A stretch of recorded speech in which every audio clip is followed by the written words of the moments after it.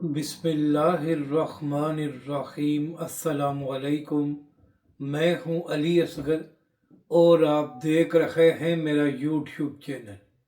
एक बार फिर ज़िमनी इंतखाबात में भी तहरीक लब्बई के मैंडेट पर डाका, जबकि दूसरी जानब इंजीनियर मोहम्मद अली मिर्ज़ा बड़ी मुश्किल में आ गए।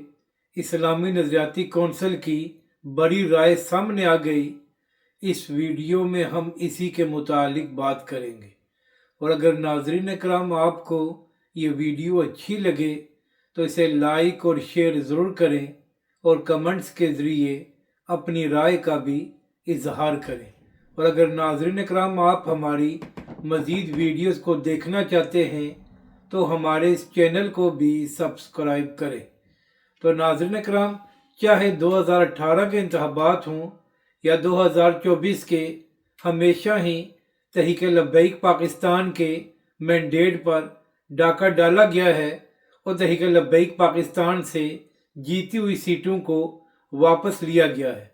नाज़रीन कराम, यहाँ तक कि जिन सीटों पर तहरीक लब्बैक के उम्मीदवार तीसरे या चौथे नंबर पर आते हैं तो वहाँ पर भी तहरीक लब्बैक के साथ धांधली की जाती है और जो तहरीक लब्बैक पाकिस्तान के उम्मीदवार ने वोट हासिल किए होते हैं उनको कम ज़हर किया जाता है ताकि अवाम को बताया जा सके कि तहरीक लब्बैक पाकिस्तान को वोट नहीं मिलते।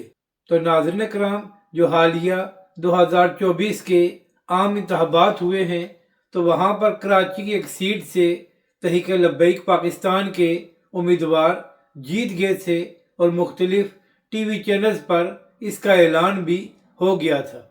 फिर नाज़रीन कराम, उस सीट का रिज़ल्ट तब्दील हो गया और जहां से तहरीक लब्बैक पाकिस्तान के उम्मीदवार जीत रहे थे उनको तीसरे नंबर पर कर दिया गया।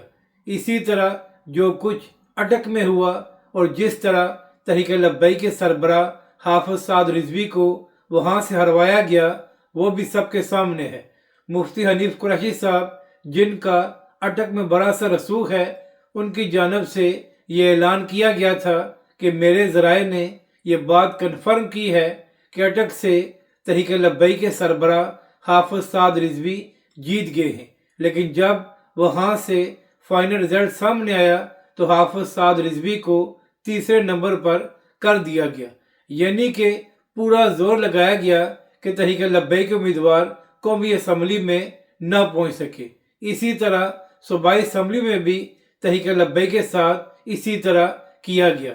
तो 2 दिन पहले नाज़रीन कराम, कराची और रंगी में बल्दियाती ज़िमनी इंतखाबात हुए जहां पर UCA की सीट से तहरीक लब्बैक पाकिस्तान के उम्मीदवार मुफ्ती जहांगीरी साहब जीत गए थे, मगर फिर नाज़रीन कराम उस रिजल्ट को रोक दिया गया और तहरीक लब्बैक पाकिस्तान को जीती हुई सीट नहीं दी गई, जिसके बाद तहरीक लब्बैक पाकिस्तान की जानब से ये दरख्वास्त दी गई कि उस हल्के से दोबारा रिकाउंटिंग की जाए।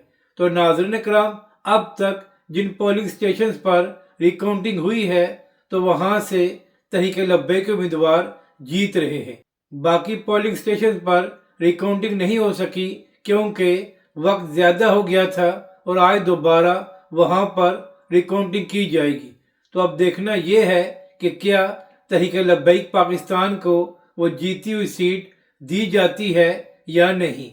यहाँ पर अहम बात यह है कि अगर इस बार भी तहरीक लब्बैक पाकिस्तान से ये जीती हुई सीट वापस ली गई तो क्या इसके बाद तहरीक लब्बैक पाकिस्तान कोई प्रोटेस्ट करेगी या क्या तहरीक लब्बैक की जानब से अगले अमल का ऐलान किया जाएगा या नहीं। तो आज देखते हैं कि UCA का क्या रिजल्ट सामने आता है और क्या तहरीक लब्बैक पाकिस्तान को वो सीट दी जाती है या नहीं। नाज़रीन कराम, यहाँ पर अहम बात यह है कि तहरीक लब्बैक पाकिस्तान ज़ेर अताब रही। तहरीक लब्बैक पाकिस्तान के कायदीन को गिरफ्तार किया गया, यहाँ तक कि तहरीक लब्बैक पाकिस्तान के 40 से ज़ायद कारकुन शहीद हुए। मगर नाज़रीन कराम, इन सब बातों के बावजूद हमेशा ही तहरीक लब्बैक की जानब से एक ही बात की गई है कि हम पाकिस्तान के आइन اور قانون کے اندر رہ کر جمہوری راستہ اختیار کریں گے۔ یہی وجہ ہے کہ بار بار تحریک لبیک پاکستان انتخابات میں حصہ لیتی ہے۔ تو سوال یہ ہے کہ آخر کیا وجہ ہے کہ ہر بار تحریک لبیک کا راستہ روکا جاتا ہے اور جو سیٹیں تحریک لبیک کے امیدوار جیت جاتے ہیں وہ بھی تحریک لبیک پاکستان کو نہیں دی جاتی۔ ناظرین کرام، اگر قومی اسمبلی یا صوبائی اسمبلیوں میں تحریک لبیک پاکستان کے 2 سے 3 امیدوار چلے جاتے تو اس سے کیا فرق پڑنا تھا؟ کیا تحریک لبیک پاکستان حکومت بنانے کی پوزیشن میں آ جاتی؟ ظاہر سی بات ہے کہ 2-3 سیٹوں سے تحریک لبیک پاکستان حکومت نہیں بنا سکتی تھی۔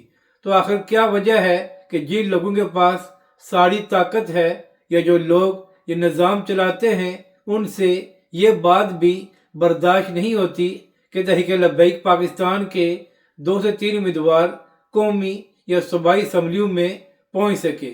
آخر تحریک لبیک پاکستان سے اس قدر خوف کیوں ہے کہ ہمیشہ تحریک لبیک کے مینڈیٹ پر ڈاکہ ڈالا جاتا ہے؟ اسی حوالے سے حافظ سعد رضوی نے بھی یہ بیان دیا تھا کہ انتخابات سے پہلے بار بار ہم سے رابطہ کیا گیا اور کہا گیا کہ آپ ہمارے ساتھ کمپرومائز کر لیں تو آپ کو سیٹیں مل جائیں گی۔ تو اس کے جواب میں حافظ سعد رضوی نے کہا تھا کہ چاہے ہمیں ایک سیٹ بھی نہ ملے مگر تحریک لبیک پاکستان اپنے نظریے پر کمپرومائز نہیں کرے گی۔ تو ناظرین کرام، اس بات کا یہی مطلب ہے کہ چونکہ تحریک لبیک اور حافظ سعد رضوی کمپرومائز نہیں کرتے تو یہی وجہ ہے کہ تحریک لبیک کا راستہ روکا جاتا ہے۔ اب بات کرتے ہیں اسلامی نظریاتی کونسل کی کہ ان کی جانب سے انجینئر محمد علی مرزا کے کیس کے حوالے سے کیا رائے دی گئی ہے۔ تو ناظرین کرام، بہت سی ویڈیوز موجود ہیں جہاں پر آپ دیکھ سکتے ہیں کہ بار بار انجینئر مرزا کی جانب سے ایسے الفاظ بولے گئے ہیں جو ناقابل برداشت ہیں اور خاص طور پر بڑی بڑی ہستیوں کے حوالے سے انجینئر مرزا نے نہایت ہی کمزور اور بیہودہ باتیں کی ہیں۔ ناظرین کرام، ویڈیو موجود ہے کہ انجینئر مرزا نے امام اعظم امام ابو حنیفہ رحمۃ اللہ علیہ کے حوالے سے کیا الفاظ استعمال کیے تھے۔ اسی طرح دیگر ہستیوں کے حوالے سے بھی جو کچھ وہ کہتا رہا ہے وہ اس کی ویڈیوز میں موجود ہے۔ لیکن یہاں پر سوال یہ ہے کہ کئی سالوں سے انجینئر مرزا نے طوفان بدتمیزی مچایا ہوا ہے، تو کیا وجہ تھی کہ پاکستان کے ادارے اور پاکستان کی ریاست خاموش بیٹھ کر تماشا دیکھ رہی تھی اور اس کے خلاف کوئی قانونی کارروائی نہیں کی گئی؟ اور پھر بالآخر جب ایک پوڈ کاسٹ میں انجینئر مرزا نے تمام حدیں کراس کر دی تو اس کے بعد پہلے اس کو ایم پی او کے تحت گرفتار کیا گیا اور بعد میں اس کے خلاف ایف آئی آر بھی درج ہو گئی جس میں 295C کی دفعات کو بھی شامل کیا گیا۔ پہلے انجینئر مرزا کا 7 روزہ جسمانی ریمانڈ منظور کیا گیا اور اب اس کو عدالتی ریمانڈ پر اڈیالہ جیل بھیج دیا گیا ہے۔ 2-3 دن پہلے اس کی ضمانت کے حوالے سے بھی سماعت ہو رہی تھی لیکن ابھی تک انجینئر مرزا کو ضمانت نہیں ملی۔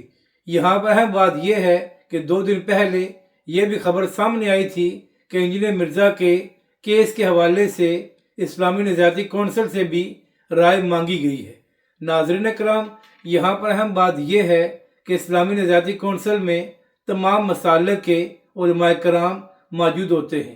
تو ناظرین کرام، اسلامی نظریاتی کونسل سے بھی جو رائے سامنے آئی ہے اس کا لب لباب یہی ہے کہ انجینئر مرزا نے بار بار ایسے الفاظ بولے ہیں جس کی وجہ سے اس کے خلاف قانونی کارروائی بنتی ہے اور اس کو سزا بھی ملنی چاہیے۔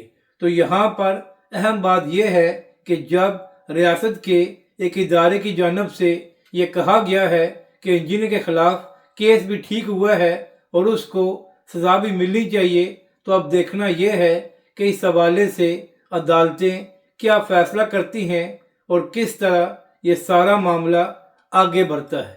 नाज़रीन कराम, यहाँ पर अहम बात यह है कि आजकल इरशाद भट्टी साहब को इंजीनियर मिर्ज़ा की बड़ी याद आ रही है और वो उसको बड़ा डिफेंड करते हैं।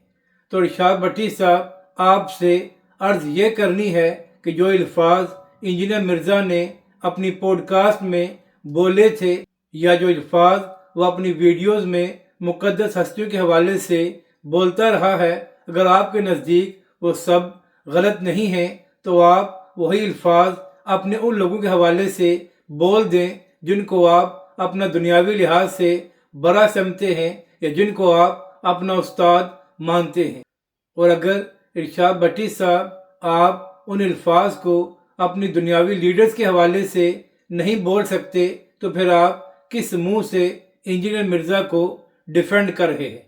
नाज़रीन कराम, जो लोग भी इंजीनियर मिर्ज़ा को डिफेंड कर रहे हैं उनकी जानब से एक ही बात की जा रही है कि इंजीनियर साहब ने तो एक बात नकल की है तो फिर उन पर यह केस किस तरह बन सकता है।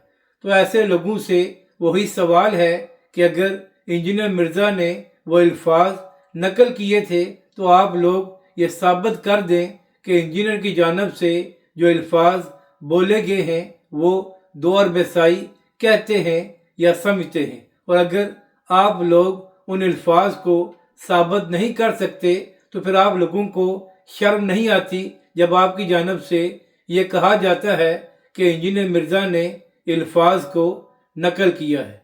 इसी हवाले से डॉक्टर आसिफ जलाली साहब का भी तफसीली फैसला सामने आ गया है, जहां पर उन्होंने दलाइल दिए हैं कि क्यों इंजीनियर मिर्ज़ा के खिलाफ कानूनी कार्रवाई होनी चाहिए। तो जो लोग इंजीनियर मिर्ज़ा को डिफेंड कर रहे हैं उनसे अर्ज ये करनी है कि आप लोग हिम्मत करके इस केस में फरीक बन जाएं और अदालत में जाकर ये दरख्वास्त दें कि डॉक्टर आसिफ जलाली साहब को भी अदालत में बुलाया जाएगा ताकि इंजीनियर मिर्ज़ा डॉक्टर आसिफ जलाली साहब के फतवे का जवाब दे सके और सबको मालूम हो जाए कि इंजीनियर मिर्ज़ा की इल्मी औकात क्या है। एक कमरे में बैठकर बातें करना बड़ा आसान होता है, लेकिन जब उलमाए कराम के सामने बात करनी पड़ जाए तो बड़े बड़ों को पता लग जाता है कि उनकी इल्मी औकात क्या है।